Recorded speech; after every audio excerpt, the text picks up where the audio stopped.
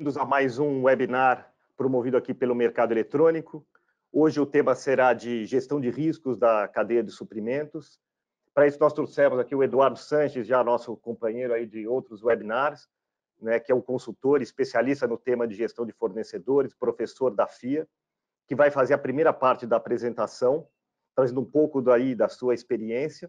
E depois, na sequência, eu vou falar um pouco do lado do mercado eletrônico, de como a gente, nesses últimos 6 anos, desde que a gente criou uma área especialista em gestão de fornecedores, vem tratando desse tema. E, no final, nós vamos abrir aí para perguntas e respostas, para poder interagir com vocês aí e tirar dúvidas aí sobre esse tema tão atual, né, Eduardo? Exatamente. Né? Então, passo a palavra aí para você. Obrigado pelo convite, é um prazer estar aqui. A ideia, como o Marcelo falou, é a gente bater um papo sobre esse tema que é tão latente nas empresas, né? A gestão de risco, muitas empresas têm graus de maturidade diferentes, mas no dia a dia da governança de uma empresa a gente está sempre falando em risco, sobretudo na área de operações, né? Que está diretamente relacionado com o fluxo do serviço ou o fluxo de produtos de uma empresa. E muitas vezes essa discussão acaba sendo mais uma discussão interna do que efetivamente uma discussão de fatores externos, né? Então, como o Marcelo falou, vou passar alguns conceitos aqui para vocês, para talvez estabelecer alguns parâmetros. Em geral, os negócios das empresas estão olhando sempre a parte interna, dos problemas internos relacionados aos negócios. Então, eu estou olhando tanto os aspectos de riscos, quanto efetivamente quais são as oportunidades que podem vir daqueles riscos. Pensando numa lógica de um varejo, por exemplo, se eu não tiver o abastecimento da gôndola, eu não tenho lucro no final das contas, porque não tenho nenhum consumidor podendo comprar aquele produto. Então, esse é um risco notório de operação. Mas muitas vezes não se olha num ambiente mais externo quais são os impactos e as dependências que existem num ambiente externo. Então, isso acaba ficando muito claro para empresas que eventualmente se utilizam muito de recursos naturais, para empresas que têm uma mão de obra intensiva, externa, sobretudo, né?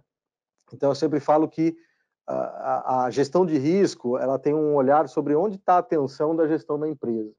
Para as áreas de operações acaba sendo algo rotineiro, mas nem sempre eu estou prestando atenção onde deveria.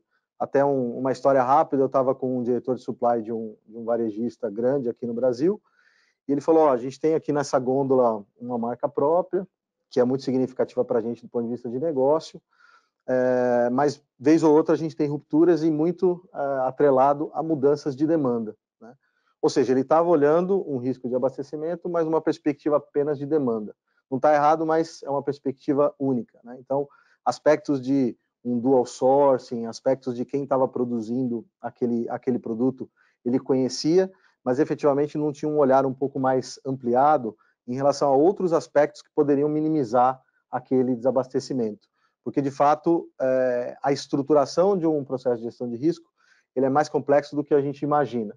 E aí depende muito da expertise, da experiência de cada pessoa, do conhecimento da cadeia de valor que está atrelada àquele aspecto, no caso do varejista, desde o processo lá de homologação do fornecedor até a disponibilidade para a venda ao consumidor.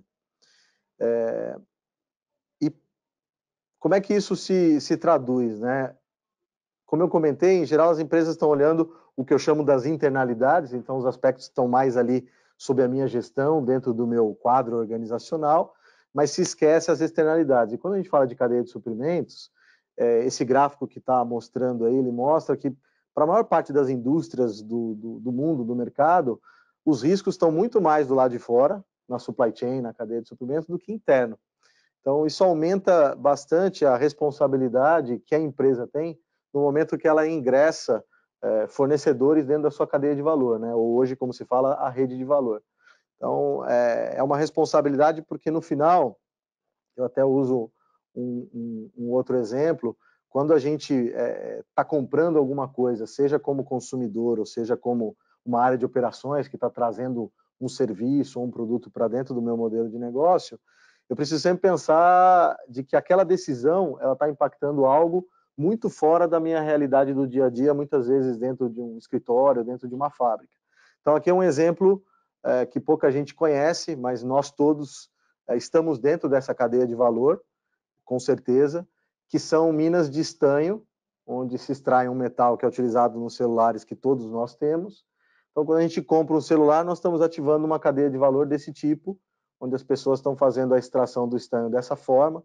É uma foto que já tem uns 3 anos, foi feito também todo um trabalho já de melhoria em relação às condições dessas pessoas, mas a gente tem que ter consciência dessa responsabilidade. Quando a gente incorpora um fornecedor, um parceiro dentro da nossa cadeia de valor, tem coisas externas, as externalidades, que se a gente não tiver um olhar específico de gestão de risco, não tiver informação a respeito disso, fica muito difícil gerenciar, né? E aí, Eduardo, só para ilustrar um pouquinho, né, eu me lembrei agora de 2 casos recentes, né?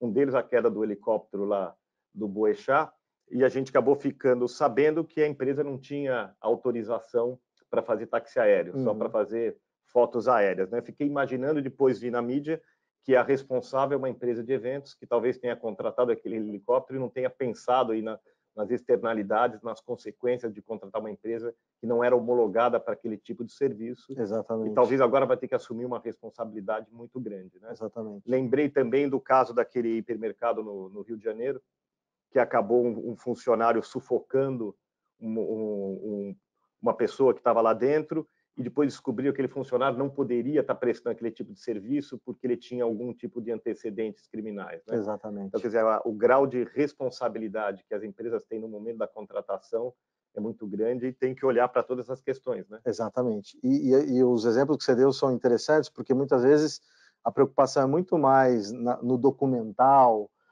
muitas vezes em falar, puxa, isso daí é uma burocracia que eu estou fazendo, e por esse lado é o caminho da falha, que não vai dar certo, né? O caminho é efetivamente, bom, na hora que eu estou contratando lá um serviço de táxi aéreo, que elementos são importantes e que riscos podem acontecer ali, né? Então, não ter um certificado, provavelmente dentro desse certificado tem uma série de atividades, tarefas, que são necessárias para garantir que eu minimize o risco, não significa que vai eliminar, mas que pelo menos eu minimize, né? Mesma coisa no exemplo que você deu também do supermercado. Se não tem treinamento, se não é um fornecedor que está capaz para fazer aquilo, a chance disso dar um erro é muito grande. Então, sai do lado de que isso é uma burocracia eu fazer isso, e muito mais qual é a responsabilidade que eu tenho nessa contratação. Perfeito. Aqui tem um delayzinho para aparecer o slide. Esse são elementos que eu mostrei lá no primeiro desenho, né, de impactos que uma organização tem na sociedade, que muitas vezes a empresa está olhando como custos e benefícios, que é o que eu chamo do olhar mais interno, mas você tem relações de trabalho, você tem relacionamento com stakeholders, você tem ética e integridade, e dentro disso, obviamente, todas as empresas não conseguem gerenciar tudo, né, tem que escolher aí seus temas materiais mais relevantes, mas em relação ao trabalho, por exemplo, você tem a indústria têxtil, que tem todo um trabalho grande para melhorar a questão do combate ao trabalho escravo, porque você tem terceirização, quarteirização, interização, relacionamento com stakeholder, né? Se fala na corresponsabilidade da cadeia produtiva, se fala na informação e educação do cliente e do próprio consumidor, então até que ponto eu passo e eu sou transparente nas informações, não só para quem está consumindo, mas quem está no meu entorno. Então, estou com uma fábrica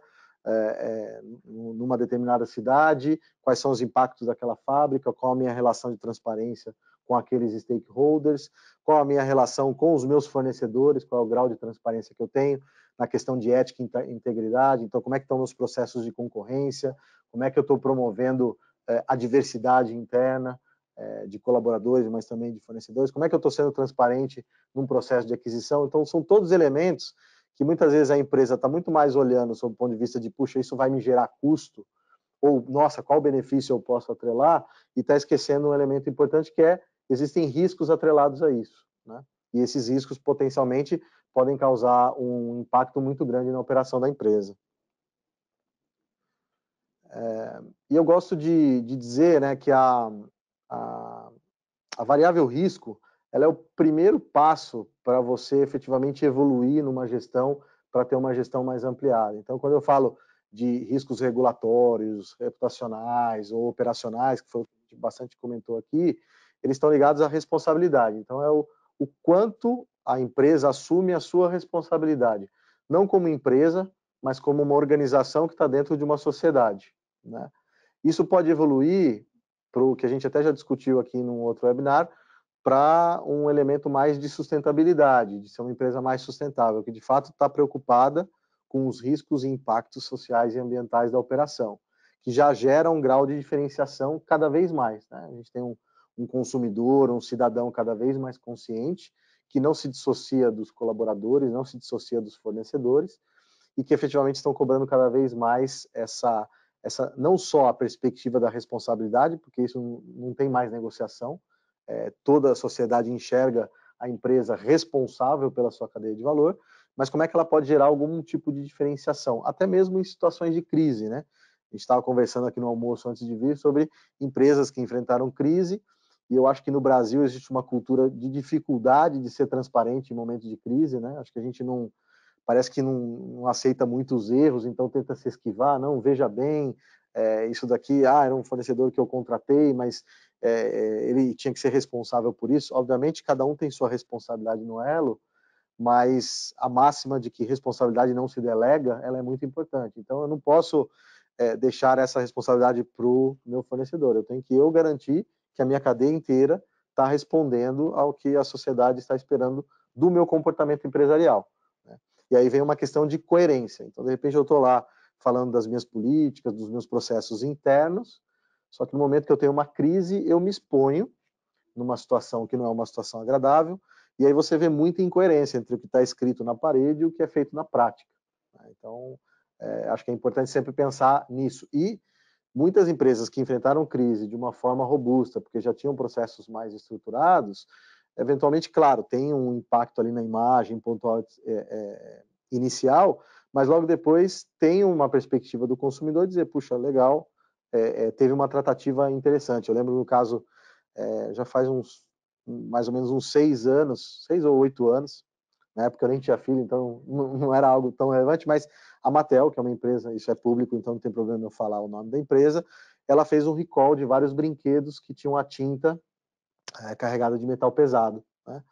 E, bom, eles fizeram todo o recall disso, e aí eles identificaram que, na verdade, um dos fornecedores fez não só uma terceirização, mas uma quarteirização. E esse quarteirizado não utilizou a tinta que era especificada. E não existiam muitos protocolos de controle em relação a isso. Então, eles fizeram o recall, foram rápidos em identificar a problemática, não no início, até no início o CEO da época tentou colocar um pouco da culpa do fornecedor, daí a sociedade americana pressionou, falou, não é bem assim, teve até uma discussão da importação da China, etc. Mas no final eles reconheceram, falaram, olha, a gente se responsabiliza, de fato ele colocou um fornecedor e ele tem essa liberdade de colocar, mas não foi feito nenhum controle em relação a algo tão sensível para o nosso consumidor, que é a tinta do brinquedo. Porque a única certeza que se tem de uma criança é que ela vai botar o brinquedo na boca, né? Então, é um pouco disso, não dá para olhar todos os riscos, mas quais são os elementos de risco importantes dentro da minha cadeia de valor. E quando eu evoluo ainda mais, eu posso começar a inovar, que é o terceiro elemento ali, onde eu, de fato, posso enxergar oportunidades em cima de riscos de fazer algum tipo de inovação. Então, hoje já se fala muito, por exemplo, dos riscos hídricos no mundo. Então, já se discute muito de você, ao invés de ficar não só transportando água entre os países, mas fazer muita coisa em pó, fazer muita coisa em casa, reduzir a concentração dos produtos. Então, você já consegue enxergar naquele risco uma determinada oportunidade. E, em geral, eu posso olhar essas três temáticas, não só a perspectiva econômica, mas também a ambiental e social.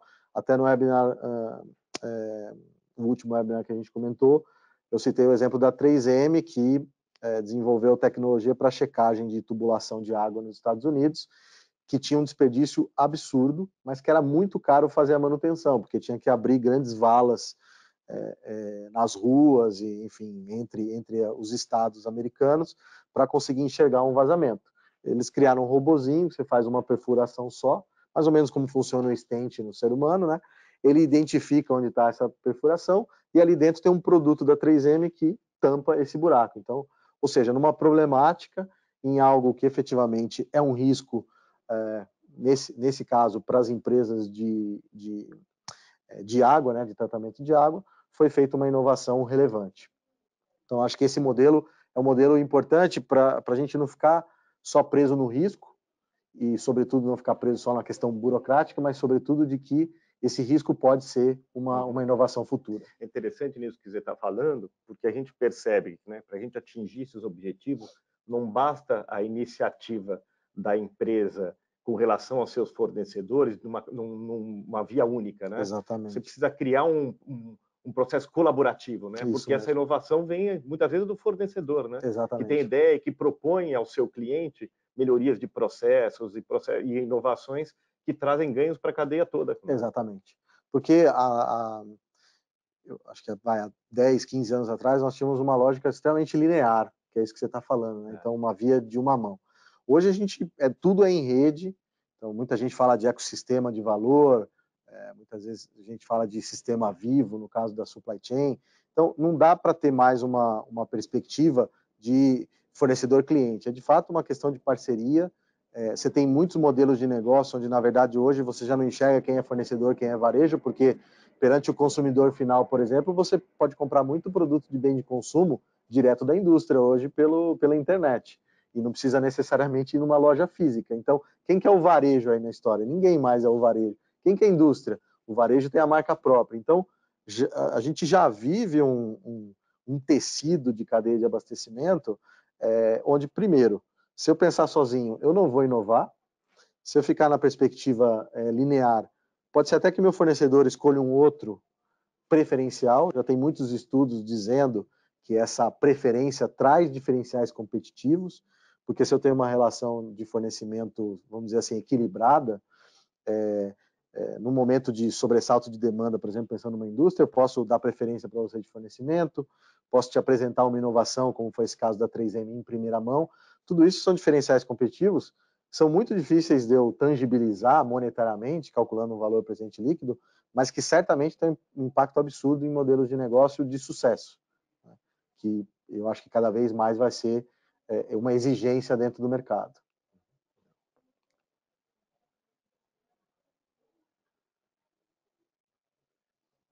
E acho que essa mensagem, também um pouco do que a gente conversou, o risco, né? Até o pessoal fala, não, esse risco eu assumo. Quer dizer, assumir o risco traz uma prerrogativa de que esse risco ele não tem importância para você. Então, eu assumo esse risco. Claro que você tem graus e graus de risco, mas mesmo o risco muito baixo, ele tem que ser gerenciado de alguma forma, né? Então, eu não posso mais me dar ao luxo, vamos dizer assim, de falar, não, esse risco eu assumo. O risco faz parte, como eu falei no início da nossa conversa, do dia a dia da gestão. Todo dia a gente está gerenciando algum tipo de risco. Agora, qual é a estruturação que eu estou dando para isso? Então, existem algumas perspectivas que o primeiro elemento fundamental é a gente pensar o que de fato é o risco. São as incertezas que eu tenho num ambiente e que podem trazer uma mudança ou impacto sobre o objetivo da organização. Então, é uma incerteza que ela existe, faz parte da vida, né, organizacional. E aí eu tenho que pensar quais são os riscos da minha cadeia de valor, quer dizer, quais são as incertezas que eu estou sujeito e que daí efetivamente eu preciso gerenciar de alguma forma, né? Aí esse é um quadro até do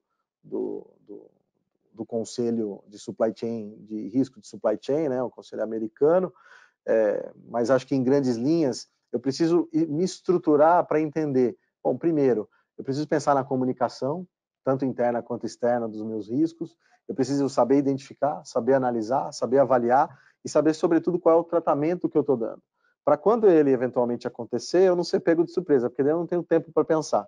E aí provavelmente eu vou acabar me comunicando de forma equivocada perante o mercado, internamente vou ter uma entropia organizacional absurda, e aí eu vou passar para o mercado aquilo que eu comentei, que é uma certa incoerência. Então, tenho lá documentos bonitos, que presto contas para a sociedade, trimestralmente, etc., mas na hora do vamos ver, eu não estou mostrando efetivamente como é que eu posso reagir. E, mais uma vez, identificando fatores internos e externos. Aqui também não quero ser exaustivo, mas é muito mais para mostrar que quando a gente olha uma cadeia, sobretudo uma cadeia complexa, né, onde você tem fornecedores, estoque, produção ou montagem, consumidores, você tem uma série de fatores de risco e aí não tem modelo certo ou errado, cada empresa tem que olhar o que efetivamente é um tema relevante para ela do ponto de vista de risco, mas tem que sentar e olhar isso no detalhe de forma estruturada. Como eu falei, todo dia a gente está tomando decisão, todo dia a gente está avaliando riscos, mas eu preciso avaliar de forma estruturada, não só na tomada de decisão, que é o que em geral acontece, mas efetivamente fazendo estratégias de gestão de risco.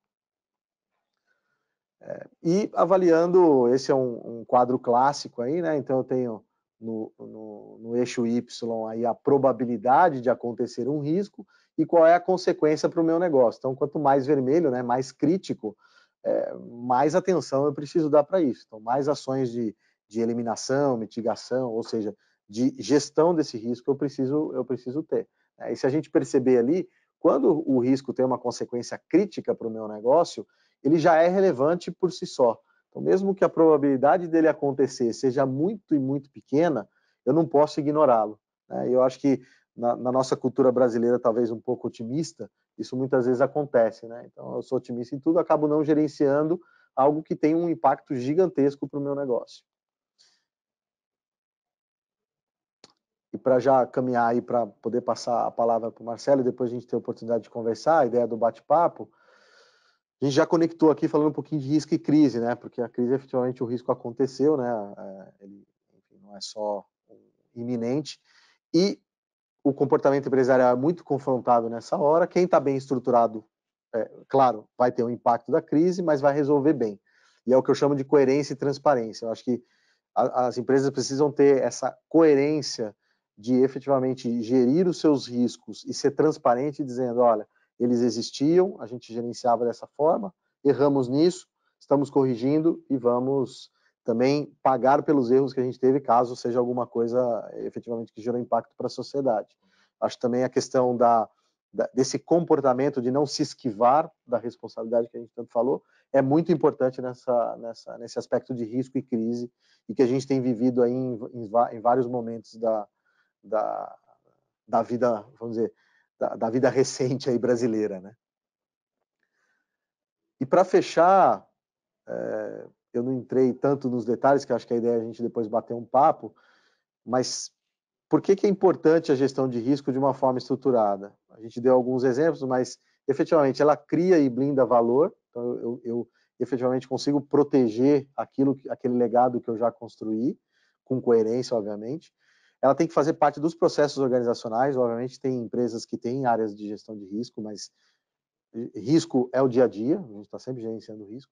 Tem que estar na tomada de decisões, isso é até um pouco mais comum, mas a abordagem de uma forma explícita das incertezas, que é o quarto ponto, não é muito claro nas empresas. Então, às vezes, as empresas têm até dificuldade de definir quais são suas incertezas. Isso tem a ver muito com planejamento, mais uma questão de cultura brasileira em geral, Não estou também falando que todas as empresas são assim, mas em geral a gente não é um bom planejador.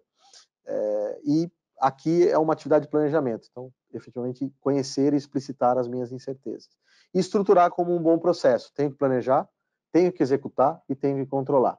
Se eu não tiver esses 3 elementos conjugados, dificilmente eu vou fazer um bom trabalho em gestão de risco numa empresa, sobretudo com a complexidade de uma cadeia de valor como a gente tem hoje. Então, passo a palavra para você, Marcelo. Então, Eduardo, olhando aí a sua apresentação, e pensando um pouco aí nesses 6 anos que a gente tem de criação de uma área específica aqui dentro do mercado eletrônico que trata só desse tema, eu tenho percebido justamente isso, o crescimento da preocupação com isso, a própria evolução. Eu me lembro quando a gente começou, a gente só falava de cadastro saneado, era o importante, há 6 anos atrás. E o tema foi evoluindo, passou-se a falar em homologação, pedir documento para o fornecedor, E hoje a gente está falando efetivamente em gerir risco, em mitigar, riscos. E o que a gente percebe é que, a despeito dessa importância toda que o tema tem, a maturidade das empresas, você acabou de demonstrar isso também, ainda é baixa, As melhores práticas ainda não estão definidas. Exatamente. Eu vejo, porque aqui a empresa, a gente trabalha com soluções de compra em geral, quando a gente fala de procurement, todo mundo sabe o que é uma cotação, o que é uma requisição, o que é o pedido de compra. Quando a gente entra na área de gestão de fornecedores e aborda temas como cadastro, homologação, avaliação, qualificação, para cada empresa que eu visito, eu faço isso quase que diariamente, tem significados diferentes. E quando a gente olha para cada uma dessas empresas que já tem a preocupação, a gente também já percebe uma série de normas colocadas, mas ainda pouco estruturadas do ponto de vista da gestão de risco. Então, falta ainda, né? A gente vê ainda graus diferentes de evolução, mas falta um trabalho efetivo na linha do que você apresentou aqui. E aí, dentro dessa linha, o que a gente vem procurando fazer aqui no mercado eletrônico é buscar não um padrão, não definir as melhores práticas, mas a gente tentar usar a tecnologia para tentar definir algumas práticas que a gente considera que podem dar os passos na direção da gestão de risco, de acordo com uma mínima padronização. Então, eu trouxe aqui um slide que mostra um pouco de como a gente tem procurado estruturar isso. A gente tem tratado o cadastro do fornecedor como sendo o guarda-chuva para os processos, porque, na verdade, quando eu identifico um fornecedor, e principalmente para o Brasil e para aqueles países que têm um sistema centralizado de gestão das empresas do ponto de vista da existência legal, a gente já pode perceber se essa empresa está legalmente constituída. E, a partir daí, estabelecer um relacionamento com ela, seja em que grau ela estiver dentro daqueles quadrantes que você mostrou. E aí eu ter o tratamento adequado conforme o grau de risco que eu identifico da empresa. Então, se eu tiver uma empresa que não me oferece risco algum, uma compra que foi feita numa farmácia, ou até mesmo valores altos, por exemplo, da aquisição do automóvel numa concessionária, eu não preciso fazer a gestão do risco dessa concessionária, porque, afinal de contas, primeiro ela está já sendo gerida pela própria montadora, e depois, se ela tiver algum problema de continuidade, de sustentabilidade, eu posso mudar para uma outra similar, sem que isso me traga algum risco maior. Então, eu posso simplesmente, tendo um cadastro dessa empresa validado, no caso do Brasil, junto à Receita Federal, e os dados bancários, transacionar com esse grupo de empresas que estão lá na parte de baixo, né, do seu gráfico. Para as outras empresas onde elas já me oferecem algum grau de risco, a gente procurou dividir aqui, dentro do processo de homologação, então a gente está chamando aqui de homologação aquilo que vem antes da contratação, aquilo que me indica se essa empresa tem as condições mínimas de fornecimento. A gente trabalhou isso dentro do tema de homologação e dividiu ele entre o que a gente chama de homologação básica, onde eu enxergo e vejo a empresa do ponto de vista mais da porta para fora, ou seja, como é que ela está do ponto de vista jurídico, como é que ela está junto às questões fiscais, trabalhistas, financeiras, para eu verificar se esse fornecedor ele vai ser sustentável, se ele vai conseguir honrar os seus compromissos ao longo do tempo e garantir, né, o meu abastecimento e a qualidade daquilo que ele me oferece, seja também de questões mais ligadas ao meu relacionamento, verificar se essa empresa está alinhada com os meus valores, né? Tudo isso a gente pode olhar do ponto de vista de uma homologação básica que faz pouca distinção entre efetivamente as questões mais técnico-operacionais. Eu simplesmente classifiquei ela em determinado quadrante e verifiquei que eu tenho que analisar essas questões mais externas. Mas quando ela vai me fornecer, eu preciso analisar as questões mais técnico-operacionais, aquelas que dizem respeito a um determinado tipo de fornecimento. Então, a gente tem, por exemplo, empresas de serviço, aquela mesma empresa de serviço, ela pode me oferecer um serviço de recepção, um serviço de limpeza, mas também um serviço de segurança. E a gente sabe que para fazer segurança eu preciso de um atestado específico da Polícia Federal. Então, eu tenho que fazer esse controle para ter certeza que se ela está me provendo esse serviço, ela está legalmente atendida e também tem os treinamentos correspondentes. Se ela não tem esse aqui, ela pode me prestar outros tipos de serviço. E eu não preciso simplesmente dizer, não, você não tem essa atenção, você não me presta mais serviço nenhum. Então, a gente tem percebido que com essa estrutura, a gente consegue ter uma gestão entendendo a empresa nesses níveis, né? Da sua constituição legal, de como ela está em relação ao mercado como um todo, em relação às leis, em relação à sua situação financeira, mas olhar também para aquele trabalho específico, aquele produto específico que ela vai me fornecer.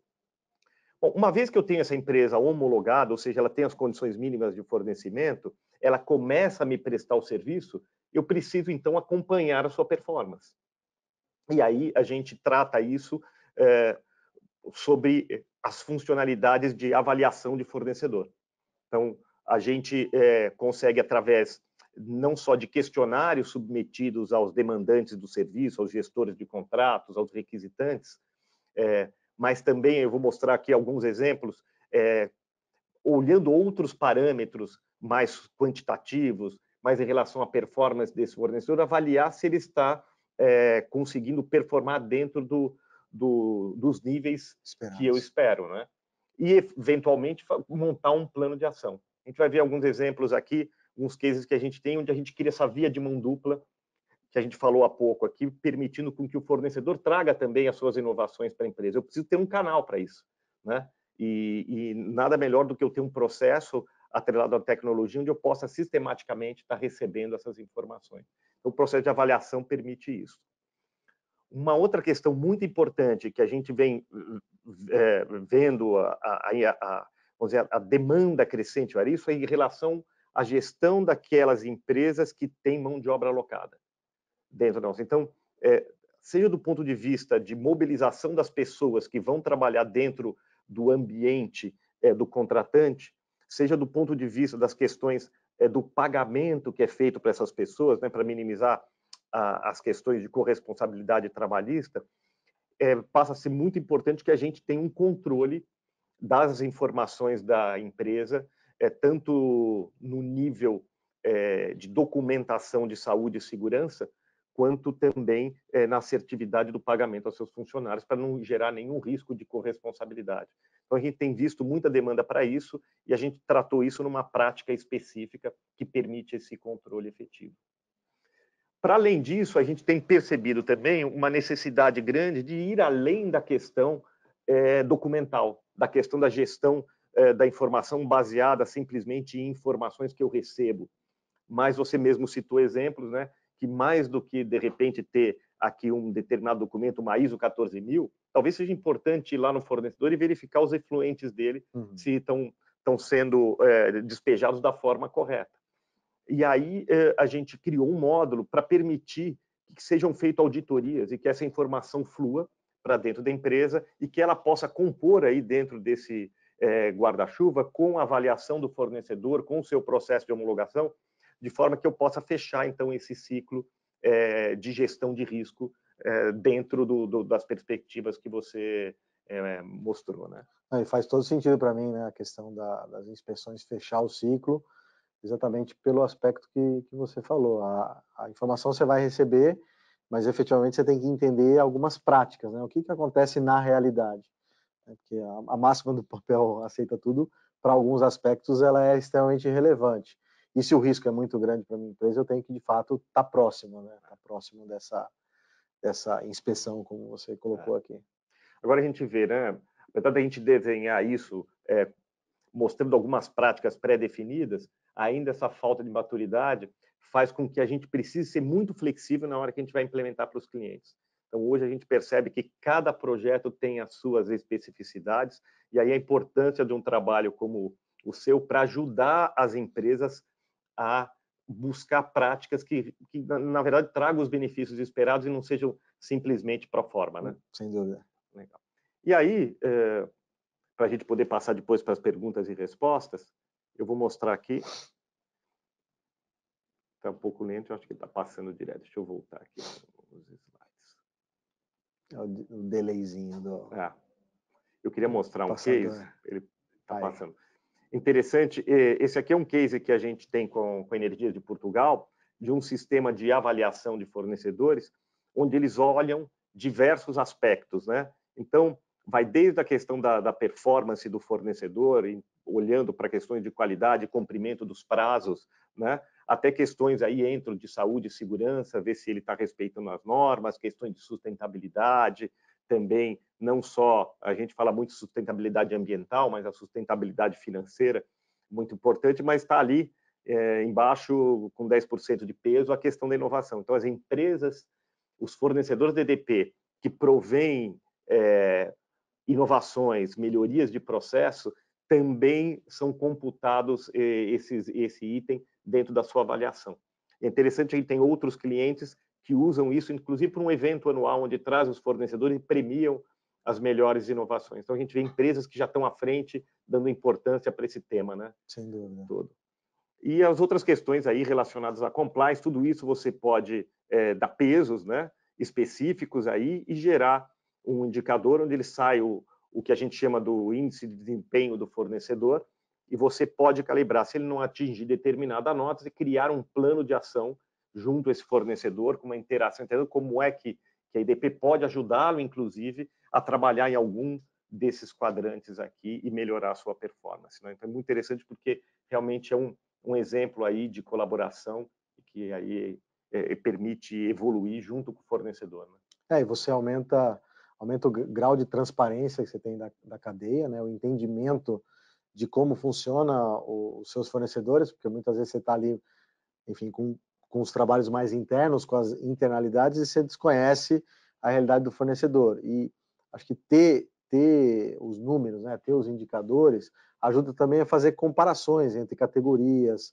comparações entre tipos de serviço, eventualmente ter... Eu me lembro de um caso que aconteceu que, através de um programa como esse, a gente conseguiu que grandes multinacionais que eram fornecedoras ajudassem a gestão financeira de pequenos fornecedores, né, que não tinham condição de entender o que era um DRE, o que era uma gestão orçamentária, etc. E aí, essa atividade de troca foi super rica para as duas partes, né, para a multinacional, que estava ajudando empresas pequenas, empresas brasileiras a se desenvolver, e para a empresa pequena a custo zero, né? Mas se né, a empresa compradora ela alavanca esse tipo de ação e começa a mensurar, é uma transformação relevante, e dá para ir até além, né, de começar a utilizar isso dentro do processo decisório. Então, quando a gente fala, enfim, tem muitos artigos, né, até muitas empresas falam, não, a gente tem um olhar de custo total, a gente tem uma visão sistêmica na hora da compra. Esses são elementos que ajudam nessa visão mais sistêmica, né? Não estou dizendo que a questão econômica não é importante, sem dúvida é, afinal de contas somos todos capitalistas, mas eu ponderar esses outros elementos no meu processo decisório é muito importante, né, para que efetivamente o meu fornecedor saiba o meu comportamento empresarial, né? Também me lembro de um caso aí super rápido de uma empresa que perdeu uma determinada concorrência porque o investimento, os preços econômicos eram muito, muito próximos, mas ela tinha um investimento em educação para os colaboradores menor do que a quem ganhou. E quando foi dado o feedback para ela, e isso já tinha sido comunicado desde o começo do processo, o pessoal falou, puxa, a gente tinha visto isso como fatores de decisão, mas a gente não sabia que vocês de fato iam levar isso em consideração, né? Então, na hora que ele recebeu essa informação, 3 anos depois ele acabou fornecendo também, teve um dual sourcing nesse caso, e ele fez todo um investimento. Então, a potência de transformação que de uma ferramenta como essa pode existir, ela é muito grande. Interessante, mostra que o preço não deve ser o único fator decisório, ele não deve ser, né? Exatamente, para vários elementos, não para todos, mas para vários elementos. Legal. Aí eu, para passar rapidamente aqui, para dar tempo aqui para as perguntas e respostas aqui, só vou mostrar rapidamente como é que a gente consegue sistematizar em algumas telas. Então, é interessante, para que a gente consiga, né, efetivamente monitorar, nós pensamos numa plataforma e desenvolvemos, né, uma plataforma que ela possibilite a criação de um dashboard, onde você, então, tem uma visão consolidada e estratégica para poder efetivamente monitorar os seus processos. Então, não adianta eu ter aquelas informações todas dentro do sistema, muito ricas, se eu não conseguir acompanhá-la e monitorá-la, né? Da mesma forma, eu também preciso conseguir criar relatórios inteligentes também para trazer informações mais analíticas. Então, também ter isso dentro da solução. O outro aspecto importante, e a isso a gente tem sido muito demandado dos clientes, é ter um repositório centralizado das informações. Então, onde eu consiga, num local único, entender toda a vida do relacionamento do meu fornecedor junto a mim. É interessante porque outro dia eu fui visitar um prospect nosso e fui lá, comecei a fazer a apresentação e em determinado eu interrompi, perguntando, como é que você faz hoje? Ele me disse, não, eu tenho todas as soluções já para esses processos que você me mostrou. Eu fiquei um pouco sem jeito, mas eu acabei perguntando para ele, mas por que você me chamou aqui? Ele falou, porque eu tenho isso espalhado em diversas ferramentas, o que não me dá a condição de eu fazer uma análise conjunta. Eu preciso unificar isso numa solução única. Então, tem sido uma preocupação nossa para atender, conseguir traduzir tudo isso num repositório centralizado, né? Então, eu, por fim, vou até, por conta do tempo, passar rapidamente. Aqui são simplesmente algumas telas que demonstram o processo de homologação, com a criação da homologação, com interface para fornecedor preencher e enviar as informações, com interfaces para analistas avaliarem os documentos, porque não adianta, né, receber a documentação toda e deixar ela guardada no repositório se não tem ninguém que vai avaliar essa documentação, isso não tem controle de prazos de vencimento para eu voltar a ela e rehomologar esse fornecedor, né? E depois você poder passar por um processo todo de homologação, um fluxo com diferentes graus de aprovação e ter sempre uma forma de enxergar um resumo daquele processo. Então, essa tem sido a preocupação. Para finalizar aqui, eu queria colocar um pouquinho, e aí a gente pode até debater, depois eu acho que através das perguntas, o que a gente tem percebido como fatores de sucesso. Tem um pouco a ver do que você falou, é um pouco do que a gente percebe na nossa experiência, né? Fator de sucesso de implementação. De implementação. O que a gente tem visto nos projetos que tiveram sucesso? Primeiro, a decisão tem que ser estratégia nos diversos níveis da empresa, né? A segunda questão é que esse envolvimento ele tem que ser um envolvimento alinhado à importância do tema. Então, todas as áreas, como jurídico, compliance, todas elas devem estar envolvidas, né? Você mesmo citou isso, que algumas empresas têm áreas especialistas e outras não. A outra questão é a definição dos processos, né? Não basta eu ter assim, um conjunto de regras que eu tenho que seguir, se elas não estão bem estruturadas para me trazer o resultado final. Então, a gente tem visto a importância de fazer esse trabalho aí prévio, mas mesmo ao longo da implementação, na etapa de levantamento, a gente consegue ajudar, né? A outra coisa é não achar que eu vou resolver tudo de uma vez, ou que eu vou ter que ter um projeto cascata que no final eu vou ter tudo resolvido, mas é ligado de uma vez só. Eu posso fazer isso por etapas, né? E precisa que a solução ela seja uma solução que permita essa evolução, né? Que ela seja de fácil reconfiguração para isso, né? Então, eu acho que nós temos aí mais uns 20 minutos, né? A gente vamos abrir para as perguntas aí dos espectadores aí e na sequência a gente pode aí também fazer um fechamento nosso aí com base nas respostas. Vamos ver. Então tem aqui quem sabe faz ao vivo. Vamos lá. Vou ler aqui, chegou para a gente. Geralmente as empresas, né, cadastramos o fornecedor e não os terceiros e quarteirizamos, né? Qual a sugestão para gerir esse grupo? Então, vamos por partes aqui. A pergunta é extensa, né? Sim, sim. Né? Bom, eu vou falar um pouquinho de como a gente faz, depois eu queria ouvir um pouquinho Sim, vamos discutir em cima da pergunta. Eu falei um pouquinho daquela solução de gestão de terceiros, né? Onde eu tenho lá o cadastro do fornecedor, mas a gente permite ali ter o processo para que eu tenha não só os funcionários que são daquele fornecedor, mas também tem um link com os subcontratados, né? Que é o que ele está chamando de quarteirizados. É a Luana, né? Luana que fez a pergunta. Né? E aí ela pergunta também como a homologação, por exemplo, resolveria situações ocorridas como o Boechat, né? Foi o exemplo que eu dei. Se a empresa de eventos ela tivesse previamente solicitado toda a documentação que qualquer empresa de táxi aéreo tem que ter junto à ANAC, ela teria percebido que aquela empresa não era habilitada para transporte de pessoas, ela era habilitada para fazer imagens aéreas. E aí ela poderia não contratar e também avaliar se uma empresa que não faz táxi aéreo efetivamente tem as aeronaves adequadas para isso e com grau de risco adequado. Eu acho que a pergunta dela é se assim, evitar, né? A gente sempre tem que pensar que risco, né, como eu tinha comentado, ele é uma incerteza dentro do meu contexto, né? Então, os protocolos, as auditorias, as necessidades documentais, tudo isso existe para eu reduzir essa incerteza, mas ela nunca vai chegar a zero, né, para esses casos, a não ser que efetivamente você elimine o risco, fala, não quero ter mais esse risco, então, nesse caso, eu posso dizer o seguinte, bom, não quero correr o risco de cair de helicóptero, não vou mais de helicóptero, né?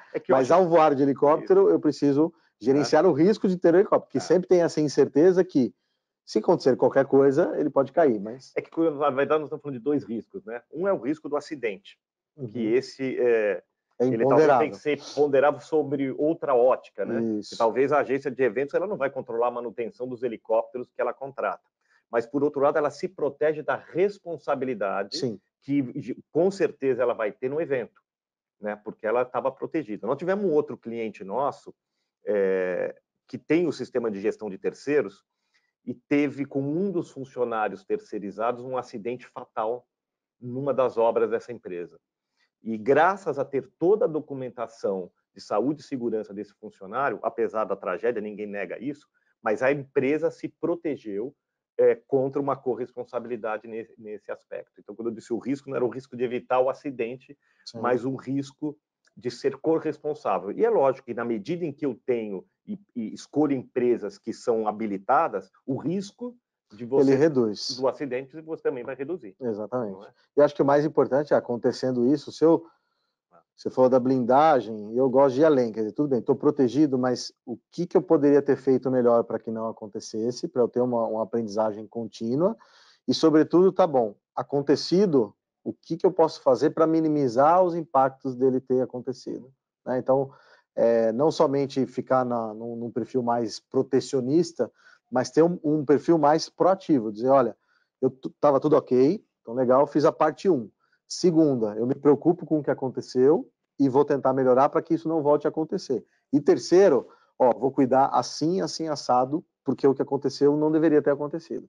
Acho que esses 3 passos, eles garantem aquilo que eu comentei exatamente do comportamento, que vai além da responsabilidade, mas efetivamente da coerência entre um discurso bonito que pode estar lá num papel na parede da empresa e o que ela está fazendo no dia a dia. Legal. Essa segunda, eu vou deixar para você responder, se existe um prazo ideal para a reavaliação dos fornecedores. O Luiz Felipe que fez essa pergunta, assim, não dá nunca para a gente padronizar, acho que nada em gestão de empresa, né? Acho que a avaliação do risco ou da relação com o fornecedor, ela tem que ser avaliada caso a caso, mas eu diria, se é uma cadeia de valor importante para o meu modelo de negócio, se eventualmente é uma indústria que é uma indústria pouco madura no Brasil, se é uma indústria passível de terceirização, quarteirização, eu tenho que aumentar a frequência do meu controle, porque eu tenho elementos ali que aumentam muito a minha incerteza. Por outro lado, pode até ser um fornecedor que participa super do meu modelo de negócio, mas tem toda uma estrutura, já é super maduro em relação aos processos. Então, acho que é sempre uma análise, vamos dizer, conjuntural de vários elementos. Então, elemento importância do negócio, elemento risco que ele me traz, elemento da própria estrutura, vamos dizer, industrial ao qual aquele fornecedor participa, a minha capacidade também de gerir, porque também não adianta eu falar, eu quero fazer auditoria, acho que eu mexi no microfone e peço desculpa se machucou o ouvido de alguém, mas não adianta eu querer fazer auditoria todo mês se eu não tenho capacidade para isso, eu não tenho orçamento para isso. Então, eu tenho que analisar essas restrições e essas condições e, a partir disso, definir essa reavaliação dos fornecedores. Mas a pergunta eu acho que é boa, porque também eu vejo muitas empresas falando assim, não, mas esse fornecedor era homologado. Tá bom, a auditoria de homologação faz quanto tempo? Faz 5 anos. E depois? Depois questionário de autoavaliação. Não dá, né? Por que num determinado momento você tem uma exigência escala 10 e depois ao longo da vida, do ciclo de vida de relacionamento, a escala 1? O fato de um fornecedor, e esse é um erro comum, não, meu fornecedor me fornecia faz 10 anos. Não tenho como eu relacionar comportamento empresarial, gestão, com tempo, né? Ainda mais numa conjuntura hoje que as leis estão mudando a todo momento, a sociedade está mudando a todo momento, os marcos legais estão mudando a todo momento, né? Mas a pergunta é boa nesse sentido. A próxima do Ederson Bonatti é: boa tarde, tem um processo de homologação básico instalado. Qual a melhor maneira de implementar a gestão de fornecedores? Se a gente olhar lá naquele modelo que a gente apresentou, quer dizer, você pode começar com um processo básico, mas é importante, acho que a primeira etapa é olhar para a matriz de risco, né? Exatamente. Para a gente poder evoluir. É pensar na estratégia também, assim, qual é o seu modelo de negócio, qual é a importância que você dá para o fornecedor para o seu modelo de negócio. Então, tudo está interrelacionado. Então, eu hoje homologo, então meio que garanto que eu não estou fazendo nada contra marcos regulatórios. Ah, tá bom, mas eu quero que esses fornecedores participem mais da minha estratégia, eu quero que esses fornecedores me ajudem a ser melhor operacionalmente falando, eu quero que esses fornecedores eu tenha mais clareza do que está acontecendo neles. Aí tudo isso, todos esses elementos vão dizer, bom, então, se você quer evoluir esses elementos, talvez seja interessante você ter, num primeiro plano, alguma coisa que te mostre a performance dos seus fornecedores, para ver se efetivamente ele está alinhado com a sua expectativa.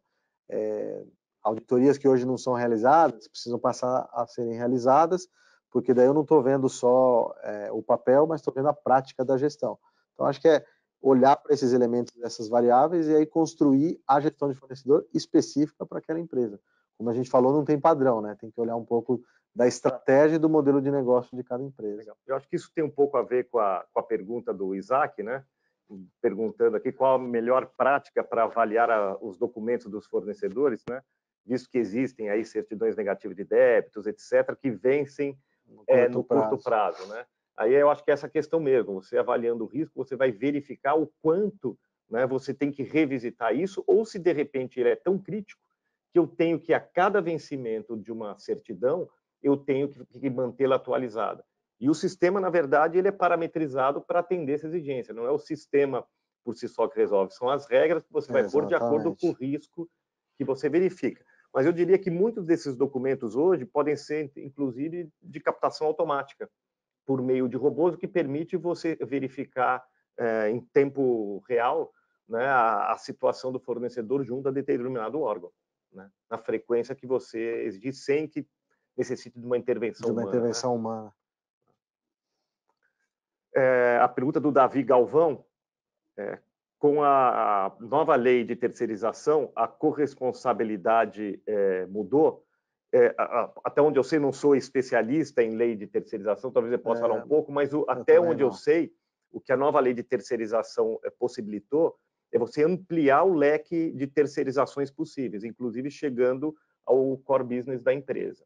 Por outro lado, a lei reforçou as exigências em relação às normas de trabalho, as condições e a relação que os terceiros têm com a empresa contratada. Então, a corresponsabilidade, ela talvez tenha até aumentado. Então, é importante monitorar essas empresas, porque é uma tendência de aumento cada vez maior da terceirização. Eu iria por essa linha. A lei a gente tem que cumprir, né? Mesmo desconhecendo, eu também não sei os detalhes, mas o fato é a exigência pela responsabilidade das empresas, ela é crescente e só tende a aumentar, haja vista todas as crises que a gente vem acompanhando aí no curto prazo. Então, provavelmente, ela também deve potencializar essa corresponsabilidade. Ela deve dar uma liberdade, ok, você pode contratar, não tem problema nenhum, mas traz esse ônus e fala, ok, você vai contratar, vai te dar algumas liberdades, mas, por outro lado, você tem que assumir a responsabilidade de que não é uma terceirização, né? Responsabilidade não se terceiriza. É verdade. E aí, o último, qual a melhor prática de avaliar as informações bancárias do fornecedor? O Luiz Felipe, Luiz né? Felipe. Não sei se exatamente ele está falando das questões, né, do aspecto financeiro, talvez né? do risco financeiro do financeiro. fornecedor. Porque a informação bancária você não tem muito como checar. Né? Porque na verdade a gente acha que tem dois aspectos. Se ele está dizendo em relação a saber quais são as informações bancárias para eu garantir o pagamento assertivo, essa infelizmente hoje a gente não tem um acesso aí através do Bacen para saber e checar alguma informação bancária. O que a gente tem pedido hoje para os fornecedores é que anexem um comprovante bancário para que a gente cheque se aquele número realmente é dessa empresa. Mas eu diria que nas formas de pagamento hoje que são feitas via depósito online, via TED, via DOC, você tem que colocar o CNPJ, a importância da empresa, verificar se ela está fazendo o pagamento para aquele CNPJ que foi contratado. E aí, automaticamente, você se assegura que você está depositando para a empresa correta. Acho que a reflexão boa, talvez, que o Luiz Felipe traz, é que hoje, até como você falou, né, hoje tem tanta informação, tanto processo que pode ser automatizado, tanta coisa se digitalizando, que acho que maximiza bastante a utilização, né, de sistemas de informação, em detrimento de toda vez um ser humano precisar avaliar isso. Mas a gente percebe, muitos clientes perguntam muito isso para a gente em relação ao comprovante bancário.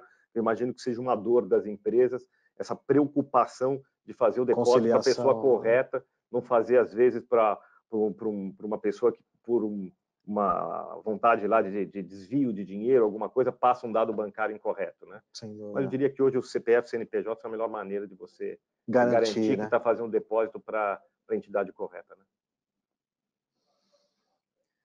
Nos casos de contratação de MEI, onde multas, muitas vezes, né, onde muitas vezes os dados bancários é de pessoas físicas, quais os riscos? Eu acho que é um pouco disso que a gente falou. Nesse caso, tem que ter uma checagem cruzando, né? Se você não tiver numa MEI, uma conta bancária específica, e eu acho que deveria ser exigido, né, contas bancárias específicas, você deveria checar se aquela pessoa para a qual você está fazendo depósito, ela é a proprietária da empresa, que vai efetivamente ser direcionado o depósito, né? Sim. Acho que no caso da MEI ela ajudou, né, mais uma vez, deu um grau de liberdade de formalização, mas trouxe essa questão de que tem uma série de outros elementos que não estão tão formalizáveis. Então traz de fato essa complexidade. Aí é o que você falou, é criar uma regra, vamos dizer assim, de causa e efeito, né, para tentar minimizar o risco de fazer um depósito errado, por exemplo. Pessoal, acho que o nosso tempo terminou. Algumas perguntas aí ficaram, a gente se compromete a responder para quem fez as perguntas. Eu queria mais uma vez agradecer a todos que assistiram, agradecer aqui ao Eduardo e dizer para vocês que em breve, em março, nós vamos ter mais um webinar agora voltado para a gestão de contratos, né? Então, em breve estarei mandando para vocês mais um convite. Muito obrigado, boa tarde a todos. Muito obrigado, boa tarde.